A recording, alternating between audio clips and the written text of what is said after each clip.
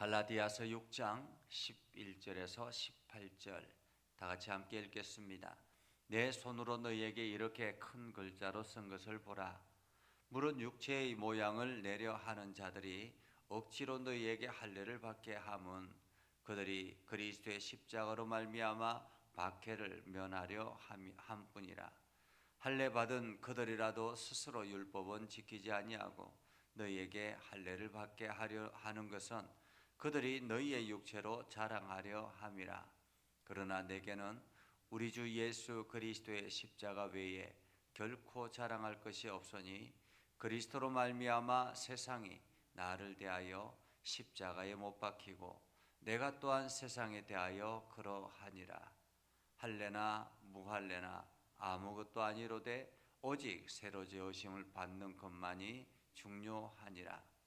무릇 이 규례를 행하는 자에게와 하나님의 이스라엘에게 평강과 긍휼이 있을지어다.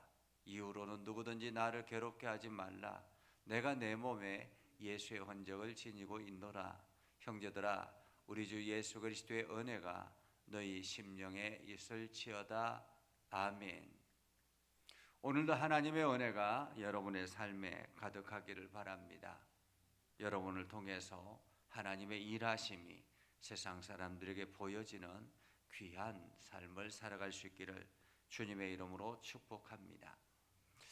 어제 이게 저희 교회에서 후원하는 이게 국내 후원하는 시목교회 목사님이 편지를 보내왔습니다.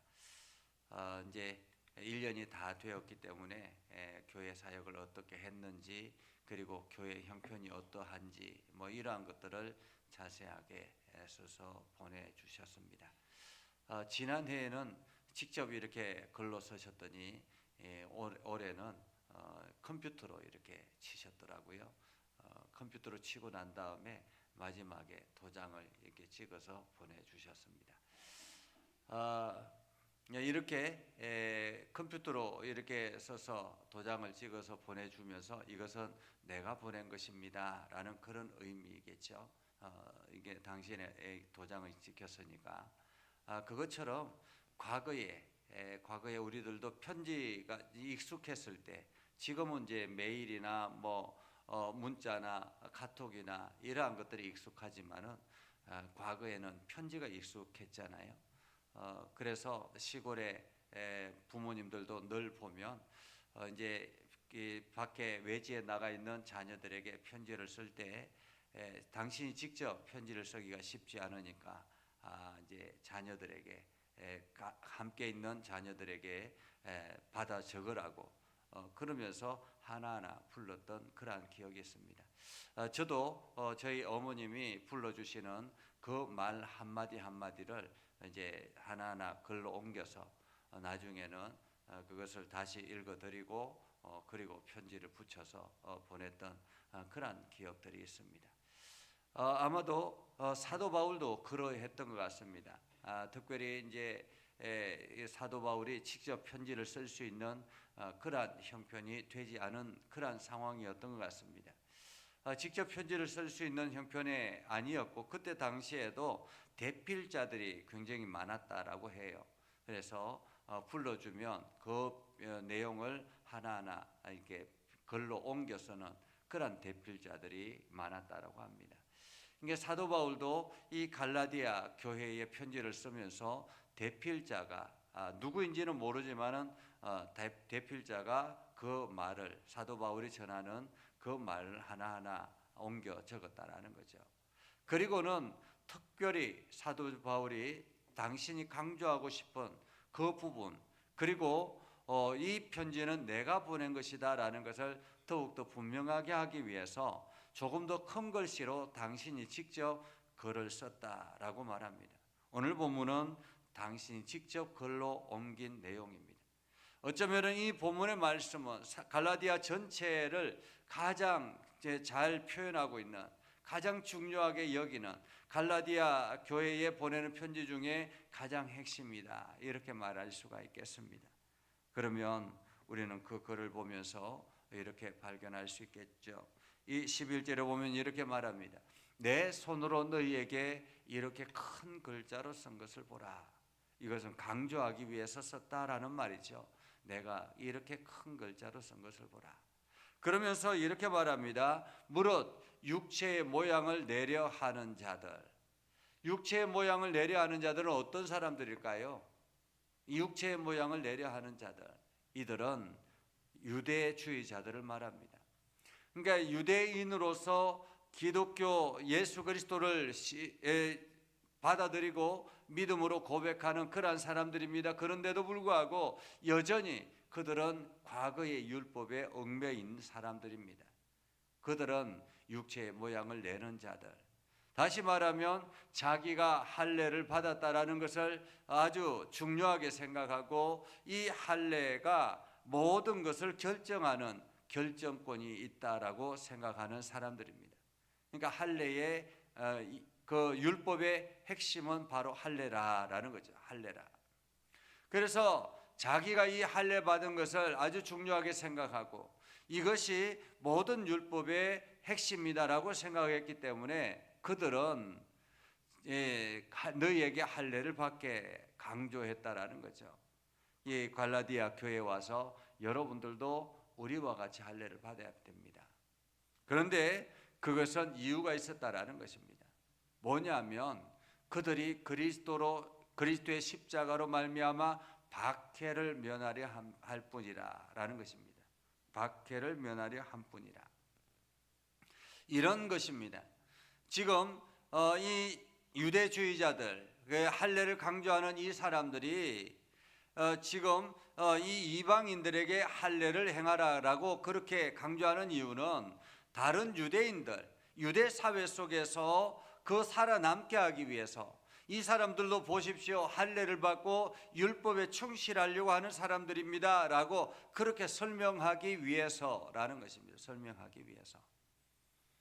그러니까 이 할례가 복음의 핵심은 아닌데 이 유대인들에게 우리 그리스도인들은 이렇게 철저하게 율법을 지키는 사람들이다라는 것을 알리게 하기 위해서 하나의 임기응변, 위기를 모면하기 위해서 혹은 융통성 이렇게 말할 수 있겠습니다. 유대 사회 속에서 할례는 굉장히 중요하죠. 할례를 받지 않은 것은 이방인들이고 그것은 저주받은 민족이라 생각하기 때문에 그렇습니다. 그렇기 때문에 지금 이들도 할례를 받았다라고 강조하면서 우리가 전하는 복음, 이것은 율법에 관계에 있는 율법과 함께 가는 것이다라는 것을 알리고 조금 더 편안하게 그 유대 박해를 피하려고 모면하려고 하는 이유라고 말하고 있는 것입니다. 그래서 그들은 할례를 받는 그들이라도, 근데 문제는 할례를 받은 그들이라도 스스로 율법은 지키지 않는다라는 거예요. 자기 자신이 이렇게 할례를 받고 그리고 사람들에게 할례를 강조하고 그러면서 율법을 이야기하지만은 자기 스스로가 율법을 지키지 않더라라는 것입니다. 율법을 지키지 않더라. 사실 많은 사람들이 이러한 것들 때문에 시험에 듭니다. 교회에서 신앙생활을 열심히 합니다. 그리고 많은 사람들에게 이렇게 살아야 되라고 강조를 합니다. 그리고 그렇게 살지 못하는 사람들을 비난합니다. 그런데 정작 자기 자신도 그렇게 살지 못하더라라는 거예요.